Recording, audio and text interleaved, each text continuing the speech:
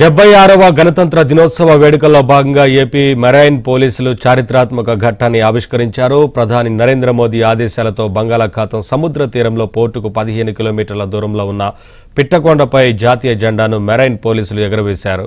2 private బోట్లు 8 మంది గజ ఈతగాళ్లతో కలిసి వెళ్లిన పోలీసులు ఈ కార్యక్రమాన్ని నిర్వహించారు. దేశంలో తొలిసారిగా ఇటువంటి అవకాశం దక్కినందుకు చాలా సంతోషంగా ఉందన్నారు మెరైన్ సిబ్బంది.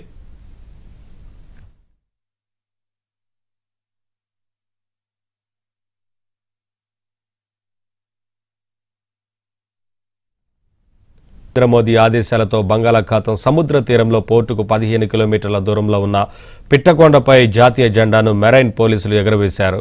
2 ప్రైవేటు బోట్లు 8 మంది గజ ఈతగాళ్లతో కలిసి వెళ్లిన పోలీసులు ఈ కార్యక్రమాన్ని నిర్వహించారు. దేశంలో తొలిసారిగా ఇటువంటి అవకాశం దక్కినందుకు చాలా సంతోషంగా ఉందన్నారు మెరైన్ సిబ్బంది.